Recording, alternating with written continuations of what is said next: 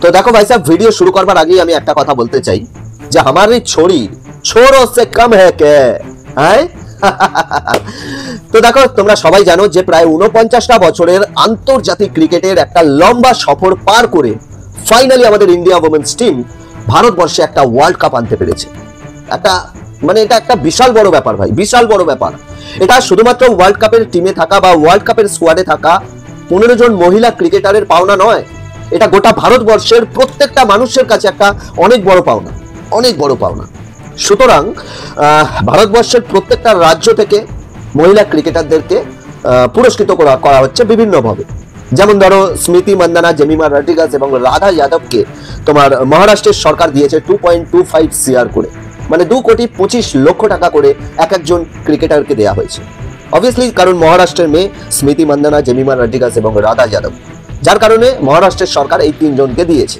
অর্থাৎ ব্যাপারটা বুঝতে পারছো, মানে যে রাজ্যের মেয়ে তাকে সেই রাজ্যের সরকার পুরস্কৃত করছে।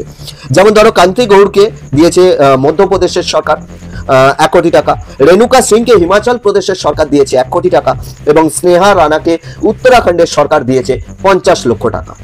এবার এই খবরগুলো ভাইরাল হতেই অবভিয়াসলি বিভিন্ন রাজ্যের দিকে এবার আঙুল উঠবে, আর ঠিক সেরকম ভাবেই আমাদের বেঙ্গলের দিকেও আঙুল উঠেছিল, আমাদের ওয়েস্ট বেঙ্গলের দিকেও আঙুল উঠেছিল।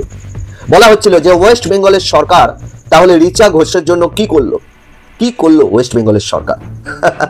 কিন্তু সেটা ওয়েস্ট বেঙ্গলের সরকার মনে মনে রেখে দিয়েছিল যে রিচা ঘোষকে আমরা কিভাবে পুরস্কৃত করব বা করব না।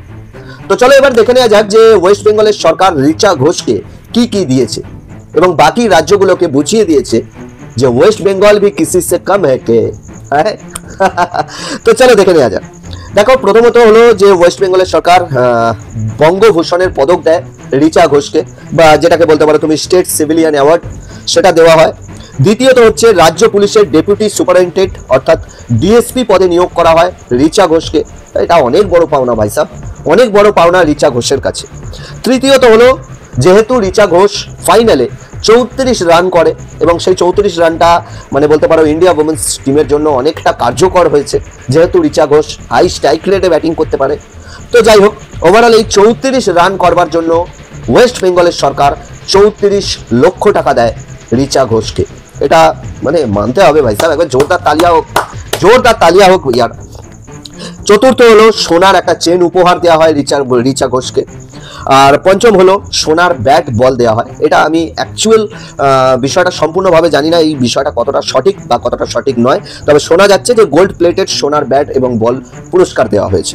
এবার তার সাথে সাথে বিভিন্ন রকমের উপহার তো রয়েছে, তো এগুলোর কথা তো বাদই দিলাম, ছোটখাটো টুকিটাকি উপহার তো অনেক দেওয়া হয়েছে রিচা ঘোষকে, বাট রিচা ঘোষ এইগুলো পেয়েছে ওয়েস্ট বেঙ্গলের সরকারের তরফ থেকে।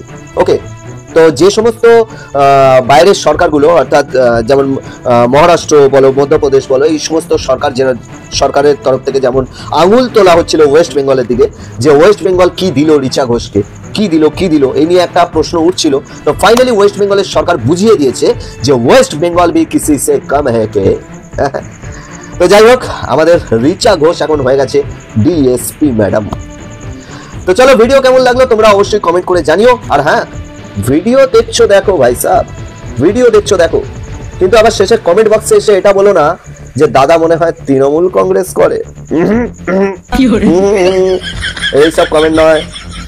তো চলো টাটা বাই বাই, দেখা হচ্ছে নেক্সট কোনো ভিডিওর সাথে। ভিডিও ভালো লাগলে লাইক কমেন্ট শেয়ার অবশ্যই করে দিও, সাথে হ্যাঁ চ্যানেলটাকে সাবস্ক্রাইব করে নিও।